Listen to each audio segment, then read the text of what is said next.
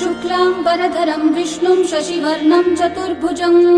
प्रसन्नवदनं ध्यायेत् सर्वविघ्नोपशान्तये। व्यासं वसिष्ठनप्तारं शक्तै पौत्रमकल्मषं पराशरात्मजं वन्दे शुकतातं तपोनिधिं। व्यासाय विष्णुरूपाय व्यासरूपाय विष्णवे नमो वै ब्रह्मनिधये वासिष्ठाय नमो नमः। अविकाराय शुद्धाय नित्याय परमात्मने सदैकरूपरूपाय विष्णवे सर्वजिष्णवे। यस्य स्मरणमात्रेण जन्म संसारबन्धनात् विमुच्यते नमस्तस्मै विष्णवे प्रभविष्णवे। ॐ नमो विष्णवे प्रभविष्णवे। श्रीवैशम्पायन उवाच श्रुत्वा धर्मानशेषेण पावनानि च सर्वशः युधिष्ठिरः शान्तनवं पुनरेवाभ्यभाषत। युधिष्ठिर उवाच किमेकं दैवतं लोके किं वाप्येकं परायणं स्तुवन्तः कं कमर्चन्तः प्राप्नुयुर्मानवा शुभम्।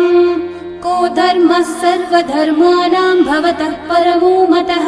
किं जपन्मुच्यते जन्तुर्जन्म संसारबन्धनात्। श्रीभीष्म उवाच जगत्प्रभुं देवदेवम् अनन्तं पुरुषोत्तमं स्तुवन्नाम सहस्रेण पुरुषस्तततोत्थितः तमेव चार्चयन् नित्यं भक्त्या पुरुषम् अव्ययम् ध्यायन् स्तुवन्नमस्यं च यजमानस्तमेव च। अनादिनिधनं विष्णुं सर्वलोकमहेश्वरं लोकाध्यक्षं स्तुवन्नित्यं सर्वदुःखातिगो भवेत्। ब्रह्मण्यं सर्वधर्मज्ञं लोकानां कीर्तिवर्धनं लोकनाथं महद्भूतं सर्वभूतभवोद्भवम्। एष मे सर्वधर्माणां धर्मोऽधिकतमो मतः यद्भक्त्या पुण्डरीकाक्षं स्तवैर्रच्चैर्नरः सदा। परमं यो महत्तेजः परमं यो महत्तपः परमं यो महद्ब्रह्म परमं यः परायणं। पवित्राणां पवित्रं यो मङ्गलानां च मङ्गलं देवतं देवतानां च भूतानां यो व्ययः पिता यतः सर्वाणि भूतानि भवन्त्यादियुगागमे यस्मिंश्च प्रलयं यान्ति पुनरेव युगक्षये तस्य लोकप्रधानस्य जगन्नाथस्य भूपते विष्णोर्नाम सहस्रं मे शृणु पापभयापहम्। यानि नामानि गौणानि विख्यातानि महात्मनः ऋषिभिः परिगीतानि तानि वक्ष्यामि भूतये। ऋषिर्नाम्नां सहस्रस्य वेदव्यासो महामुनिः छन्दोऽनुष्ठुप् तथा देवो भगवान् देवकीसुतः अमृतांशोद्भवो बीजं शक्तिर्देवकी नन्दनः त्रिसामा हृदयं तस्य शान्त्यर्थे विनियुज्यते। विष्णुं जिष्णुं महाविष्णुं प्रभविष्णुं महेश्वरम् अनेकरूपदैत्यान्तं नमामि पुरुषोत्तमम्। अस्य श्रीविष्णोर्दिव्यसहस्रनाम स्तोत्रमहामन्त्रस्य श्रीवेदव्यासो भगवान् ऋषिः अनुष्ठुप् छन्दः श्रीमहाविष्णुः परमात्मा श्रीमन्नारायणो देवता अमृतांशोद्भवो भानुरिति बीजम् देवकी नन्दनः सृष्टेति शक्तिः उद्भवः क्षोभणो देव इति परमो मन्त्रः शङ्ख बृन्नन्दकी चक्रीति कीलकम् शार्ङ्गधन्वा गदाधर इति अस्त्रम् रथाङ्गपाणिरक्षोभ्य इति नेत्रम् त्रिसामा सामगः सामेति कवचम् आनन्दं परब्रह्मेति योनिः ऋतुः सुदर्शनः काल इति दिग्बन्धः श्रीविश्वरूप इति ध्यानम् श्रीमहाविष्णुः प्रीत्यर्थे सहस्रनाम जपे विनियोगः।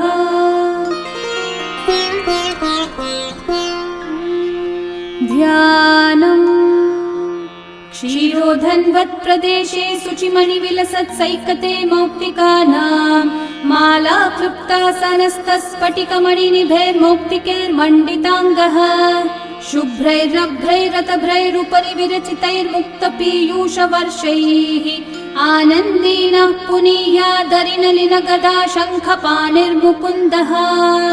भुःपादौ यस्य नाभिर्वियदसुरनिलश्चन्द्रसूर्यौ च नेत्रे कर्णावाशाः शिरौद्योर्मुखमपि दहनो यस्य वास्तेयमब्धिः अन्तस्थं यस्य विश्वं सुरनरखगो भोगि गन्धर्वदैत्यैः चित्रं रम्यते तं त्रिभुवन विपुषं विष्णुमीशं नमामि। ॐ नमो भगवते वासुदेवाय। शान्ताकारं भुजगशयनं पद्मनाभं सुरेशं विश्वाधारं गगनसदृशं मेघवर्णं शुभाङ्गं लक्ष्मीकान्तं कमलनयनं योगिहृद्ध्यानगम्यं वन्दे विष्णुं भवभयहरं सर्वलोकैकनाथम् मेघश्यामं पीतकौशेयवासं श्रीवत्साङ्कं कौस्तुभोद्भासिताङ्गं पुण्योपेतं पुण्डरीकायताक्षं विष्णुं वन्दे सर्वलोकैकनाथम् नमः समस्तभूतानामादिभूताय भूभृते अनेकरूपरूपाय विष्णवे प्रभविष्णवे सशङ्खचक्रं सकिरीटकुण्डलं सपीतवस्त्रं सरसीरुहेक्षणं सहारवक्षस्थलशोभिकौस्तुभं नमामि विष्णुं शिरसा चतुर्भुजम् छायायां पारिजातस्य हेमसिंहासनोपरि आसीनमम्बुदश्याममायताक्षम् अलङ्कृतम् चन्द्राननं चतुर्बाहुं श्रीवत्साङ्कितवक्षसं रुक्मिणी सत्यभामाभ्यां सहितं कृष्णमाश्रये। ॐ विश्वं विष्णुर्वषट्कारो भूतभव्यभवत्प्रभुः भूतकृद्भूतभृद्भावो भूतात्मा भूतभावनः भूतात्मा परमात्मा च मुक्तानां परमा गतिः अव्ययः पुरुषः साक्षी क्षेत्रज्ञोऽक्षर एव च योगो योगविदां नेता प्रधानः पुरुषेश्वरः नारसिंहः वपुः श्रीमान् केशवः पुरुषोत्तमः सर्वः शर्वः शिवस्थाणोर्भूतादिर्निधिरव्ययः सम्भवो भावनो भर्ता प्रभवः प्रभुरीश्वरः स्वयंभू शम्भुरादित्यः पुष्कराक्षो महास्वनः अनादिनिधनो धाता विधाता धातुरुत्तमः अप्रमेयो ऋषिकेशः पद्मनाभोऽमरः प्रभुः विश्वकर्मा मनुस्त्वष्टा स्थविष्ठस्थविरो ध्रुवः अग्राह्यः शाश्वतः कृष्णो लोहिताक्षः प्रतर्दनः प्रभुतस्त्रिककुब्धामः पवित्रं मङ्गलं परम् ईशानः प्राणदः प्राणो ज्येष्ठः श्रेष्ठः प्रजापतिः हिरण्यगर्भो भूगर्भो माधवो मधुसूदनः ईश्वरो विक्रमी धन्वी मेधावी विक्रमक्रमः अनुत्तमो दुराधर्षः कृतज्ञः कृतिरात्मवान् सुरेशः शरणं शर्म विश्वरेतः प्रजाभवः अहः संवत्सरो व्याळः प्रत्ययः सर्वदर्शनः अजः सर्वेश्वरः सिद्धिः सिद्धिः सर्वादिरच्युतः वृषा कपिरमेयात्मा सर्वयोगविनिःसृतः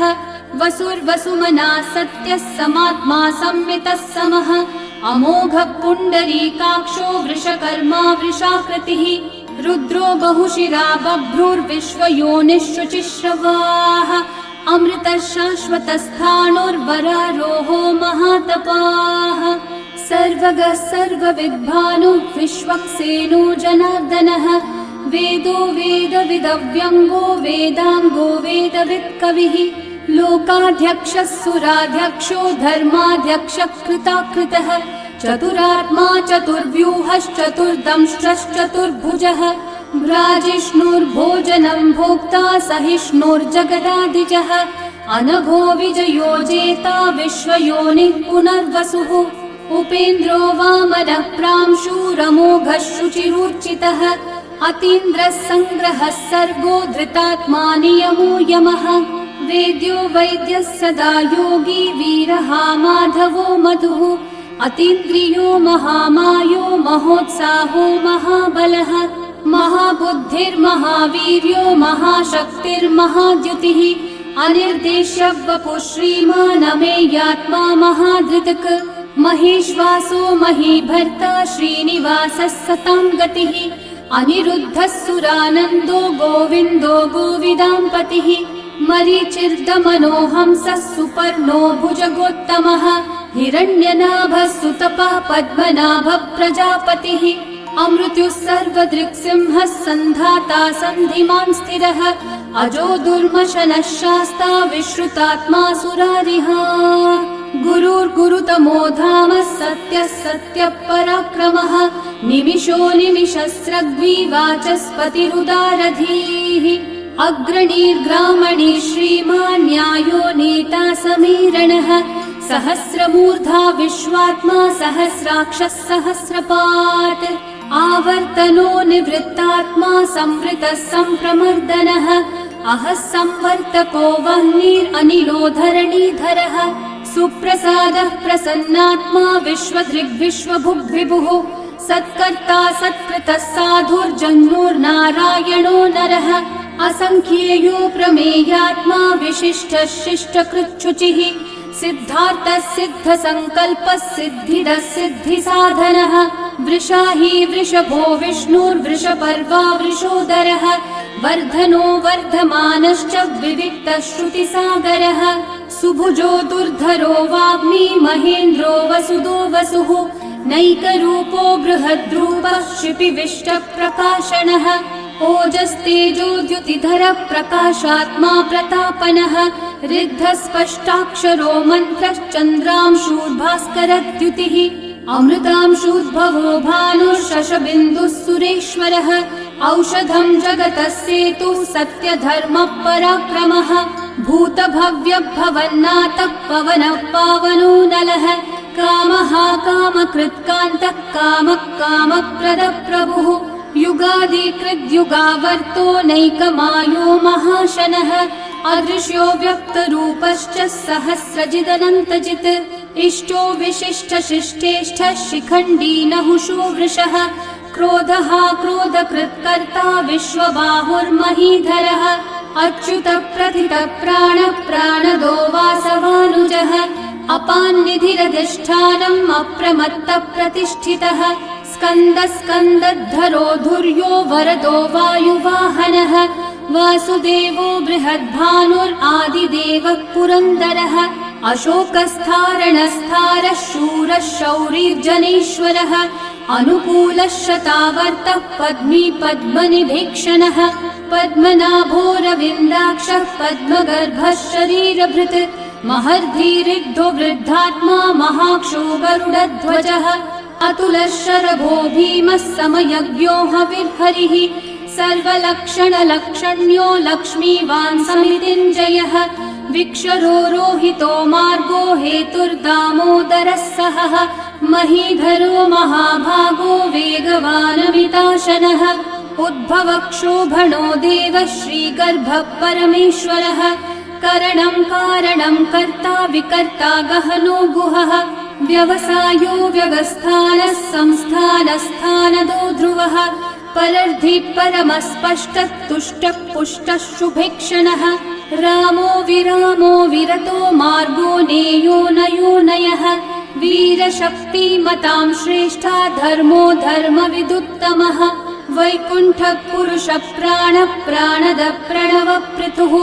हिरण्यगर्भः शत्रुघ्नो व्याप्तो वायुरधोक्षजः ऋतुः सुदर्शनः कालः परमेष्ठी परिग्रहः उग्रः संवत्सरो दक्षो विश्रामो विश्वदक्षिणः विस्तारस्थावरस्थाणुः प्रमाणं बीजमव्ययम् अर्थोऽनर्थो महाकोशो महाभोगो महाधनः अनिर्विण्णस्थविष्ठो भूर्धर्मयूपो महामखः नक्षत्रनेमिर्नक्षत्री क्षामः समीहनः यज्ञयुज्यो महेज्यश्च क्रतुः सत्रं सताङ्गतिः सर्वदर्शी विमुक्तात्मा सर्वज्ञो ज्ञानमुत्तमम् सुव्रतः सुमुखः सूक्ष्मः सुघोषः सुखदः सुहृत् मनोहरो जितक्रोधो वीरबाहुर्विदारणः स्वापनस्ववशो व्यापी नैकात्मानैककर्मकृत् वत्सरो वत्सलो वत्सी रत्नगर्भो धनीश्वरः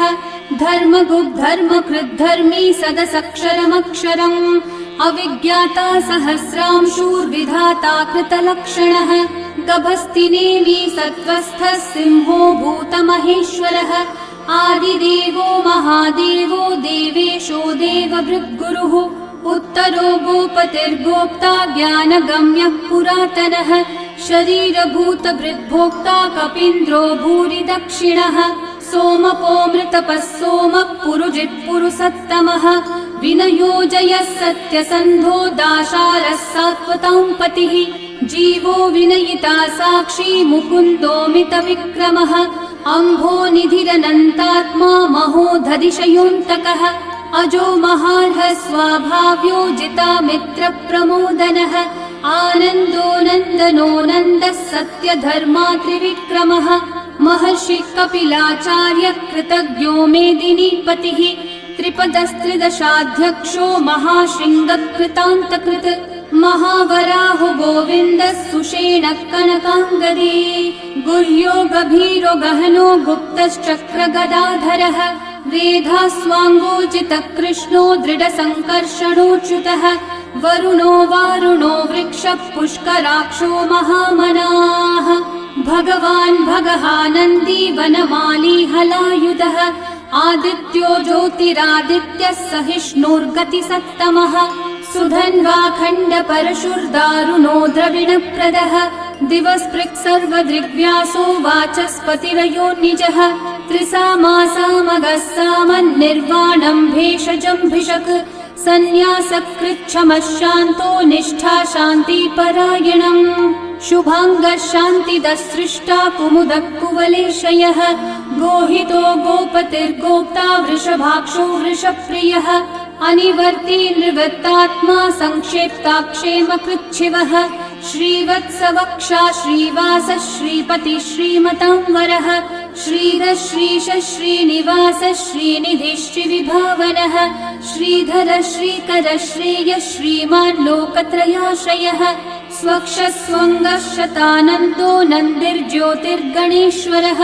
विजितात्मा विधेयात्मा सत्कीर्तिश्चिन्न संशयः उदीर्णः सर्वतश्चक्षुरनीशः शाश्वतः स्थिरः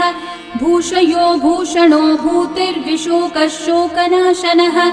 अर्चिष्मान् अर्चितः कुम्भो विशुद्धात्मा विशोधनः अनिरुद्धो प्रतिरथः प्रद्युम्नोमितविक्रमः कालनेमी निहावीरः शौरी शूरजनेश्वरः त्रिलोकात्मा त्रिलोकेशः केशवः केशिहा हरिः कामदेवः कामपालः कामी कान्तकृतागमः अनिर्देश्य वपुर्विष्णु वीरोऽनन्तो धनञ्जयः ब्रह्मण्यो ब्रह्मकृद्ब्रह्मा ब्रह्म ब्रह्मविवर्धनः ब्रह्मविद् ब्राह्मणो ब्रह्मी ब्रह्मज्ञो ब्राह्मणप्रियः महाकर्मो महाकर्मा महातेजा महोरगः महाक्रतुर्महायज्वा महायज्ञो महाहविः स्तव्यस्तव प्रियस्तोत्रं स्तुतिस्तोतारणप्रियः पूर्णपूरयिता पुण्यकीर्तिरणामयः मनोजवस्तीर्थकरो वसुरेता वसुप्रदः वसुप्रदो वासुदेवो वसुर्वसुमनाहविः सद्गति सत्कृति सत्ता सद्भूति सत्परायणः शूरसेनो यदुश्रेष्ठः सन्निवासः सुयामुनः भूता वासो वासुदेवः सर्वासु निलयो नलः दर्पः दर्पदो दृप्तो दुर्धरोऽथा पराजितः विश्वमूर्तिर्महामूर्तिर्दीप्तमूर्तिरमूर्तिमान् अनेकमूर्तिरव्यक्तः शतमूर्तिः एकोनैकः स वक्कः किं यतत्पदमनुत्तमम् लोकबन्धुर्लोकनाथो माधवो भक्तवत्सलः सुवर्णवर्णो हेमाङ्गो वराङ्गश्चन्दनाङ्गदी वीरः विषमः शून्यो घृताशीरशलश्चलः अमानी मानदो मान्यो लोकस्वामी त्रिलोकधृक् सुमेधा मेधजो धन्यः सत्यमेधाधराधरः तेजो वृषो द्युतिधरः सर्वशस्त्रभृताम्बरः प्रग्रहो निग्रहो व्यग्रो नैकः शृङ्गो गदाग्रजः चतुर्मूर्तिश्चतुर्बाहुश्चतुर्व्यूहश्चतुर्गतिः चतुरात्मा चतुर्भावश्चतुर्वेदविदेकपात् समावर्तो निर्वृत्तात्मा दुर्जयो दुरतिक्रमः दुर्लभो दुर्गमो दुर्गो दुरावासो दुरारिहा शुभाङ्गो लोकसारङ्गः सुतन्तुस्तन्तुवर्धनः इन्द्रकर्मा महाकर्मा कृतकर्मा कृतागमः उद्भवः सुन्दर सुन्दो रत्ननाभः सुलोचनः अर्को वाजः शृङ्गी जयन्तः सर्वविजयी सुवर्णबिन्दुरक्षोभ्यः सर्ववागीश्वरेश्वरः महाहृदो महागर्तो महाभूतो महानिधिः कुमुदः कुन्दरः कुन्दः पर्जन्यः पावनो निलः अमृताशोऽमृतवपुः सर्वज्ञः सर्वतोमुखः सुलभः सुव्रतः सिद्धः शत्रुजिच्छत्रुतापनः न्यग्रोधोदम्बरोऽश्वत्थः चाणूरान्ध्रनिषूदनः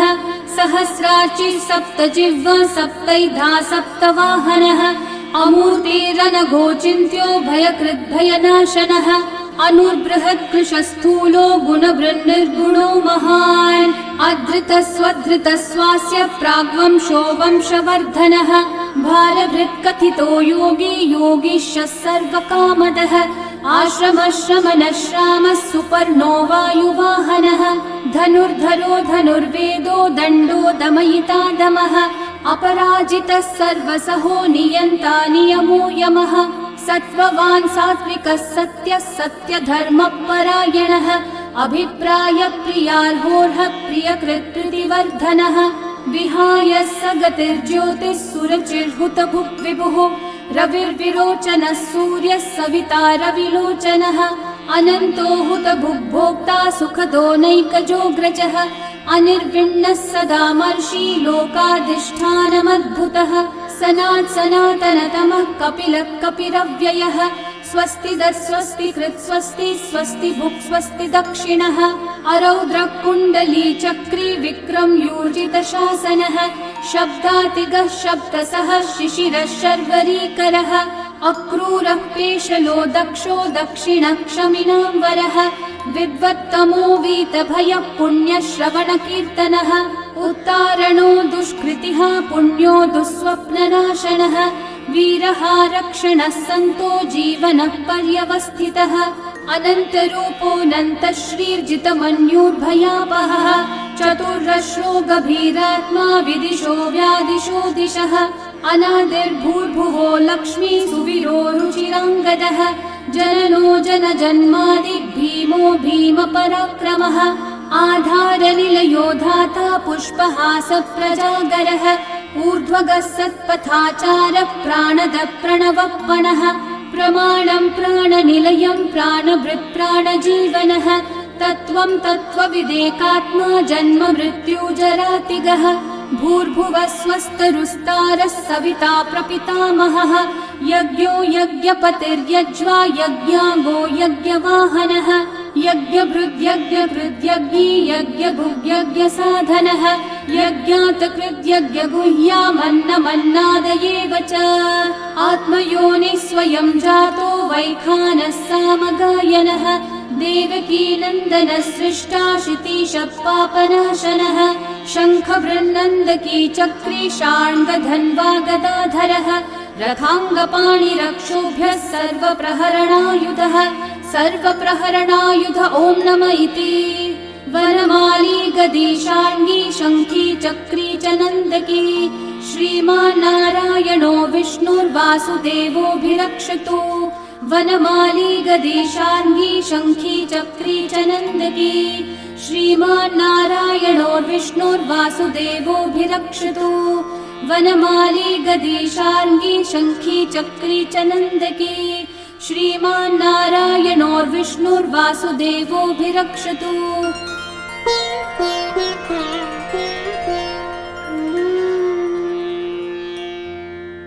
इतीदं कीर्तनीयस्य केशवस्य महात्मनः नाम्नां सहस्रं दिव्यानाम् अशेषेण प्रकीर्तितम्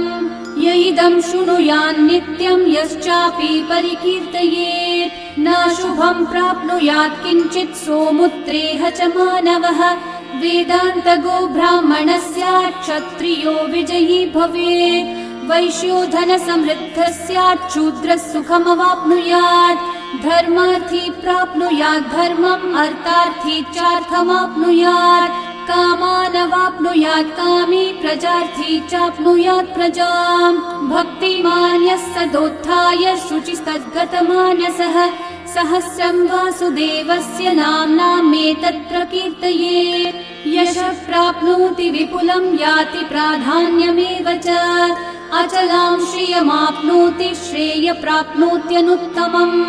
न भयं क्वचिदाप्नोति वीर्यं तेजश्च विन्दति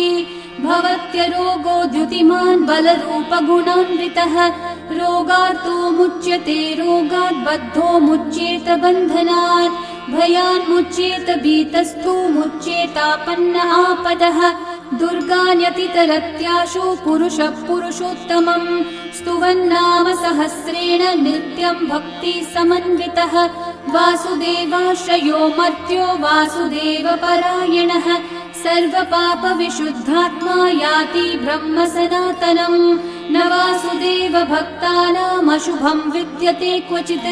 जन्म मृत्यु जरा व्याधि भयं नैवोपजायते इमं स्तवमधीयानः श्रद्धा भक्ति समन्वितः युज्येतात्मसुखः शान्ति श्रीधृति स्मृति कीर्तिभिः न क्रोधो न च मात्सर्यं न लोभो नाशुभा मतिः भवन्ति कृतपुण्यानां भक्तानां पुरुषोत्तमे द्यौस चन्द्रार्कनक्षत्राखं दिशो भूर्महोदधिः वासुदेवस्य वीर्येण विदतानि महात्मनः ससुरासुरगन्धर्वं स यक्षोरगराक्षसम् जगद्वशे वर्ततेदं कृष्णस्य सचराचरम् इन्द्रियाणि मनोबुद्धिः सत्त्वं तेजो बलं द्युतिः वासुदेवात्मकन्याहुः क्षेत्रं क्षेत्रज्ञ एव च सर्वागमानामाचार प्रथमं परिकल्पते आचार प्रभवो धर्मो धर्मस्य प्रभुरच्युतः ऋषयः पितरो देवा महाभूतानि धातवः जङ्गमा जङ्गमं चेदं जगन्नारायणोद्भवम् योगो ज्ञानं तथा साङ्ख्यं विद्या शिल्पादिकर्म च वेदाः शास्त्राणि विज्ञानम् एतत् सर्वं जनार्दनात् एको विष्णुर्महद्भूतं पृथक् भूतान्यनेकशः त्रीन् लोकान् व्याप्य भूतात्मा भुङ्क्ते विश्वभुगव्ययः इमं स्तवं भगवतो विष्णोर्व्यासेन कीर्तितम् पठ्येद्य इच्छेत् पुरुषः श्रेयः प्राप्तुं सुखानि च विश्वेश्वरमजं देवं जगतः प्रभुमव्ययम् भजन्ति ये पुष्कराक्षं न ते यान्ति पराभवम् न ते यान्ति पराभवम् ॐ नमः इति अर्जुनोवाच पद्मपत्र विशालाक्ष पद्मनाभः सुरोत्तम भक्तानामनुरक्तानां त्राता भव जनार्दन श्रीभगवानुवाच यो मां नाम सहस्रेण स्तोतुमिच्छति पाण्डव सोऽहमेकेन श्लोकेन स्तुत एव न संशय ॐ नमः इति व्यास उवाच वासनाद् वासुदेवस्य वासितं भुवनत्रयम् सर्वभूतनिवासोऽसि वासुदेव नमोऽस्तुते श्रीवासुदेव नमोऽस्तुत ॐ नमः इति पार्वत्योवाच केनोपायेन लघुना विष्णोर्नाम सहस्रकम् पठ्यते पण्डितेर्नित्यं श्रोतुमिच्छाम्यहं प्रभो ईश्वरोवाच श्रीराम राम रामेति रमे रामे मनोरमे सहस्रनाम तत्तुल्यं राम नाम वरानने श्रीराम राम रामेति रमे रामे मनोरमे सहस्रनाम तत्तुल्यं राम नाम वरानने श्रीराम राम रामेति रमे रामे मनोरमे सहस्रनाम तत्तुल्यं राम नाम वरानने श्रीराम नाम वरानन ॐ नमः इति ब्रह्म उवाच नमोऽस्त्वनन्ताय सहस्रमूर्तये सहस्रपादाक्षि शिरोरुबाहवे सहस्रनाम्ने पुरुषाय शाश्वते सहस्रकोटियुगधारिणे नमः। सहस्रकोटियुगधारिण ॐ नम इति। सञ्जय उवाच यत्र योगेश्वर कृष्णो यत्र पार्थो धनुर्धरः तत्र श्रीर्विजयो भूतिर्ध्रुवा नीतिर्मतिर्मम। श्रीभगवानुवाच अनन्याश्चिन्तयन्तो मा ये जनाः पर्युपासते तेषां नित्याभियुक्तानां योगक्षेमं वहाम्यहम्। परित्राणाय साधूनां विनाशाय च दुष्कृतां धर्म संस्थापनार्थाय सम्भवामि युगे युगे। आर्ता विषण्णा शिथिलाश्च भीता घोरेषु च व्याधिषु वर्तमानाः संकीर्त्य नारायण शब्दमात्रं विमुक्तदुःखा सुखिनो भवन्तु। कायेन वाचा मनसैन्द्रियैर्वा बुद्ध्यात्मना वा प्रकृते स्वभावात् करोमि यद्यत् सकलं परस्मै नारायणायेति समर्पयामि। श्री विष्णु सहस्रनाम स्तोत्रम् सम्पूर्णम्।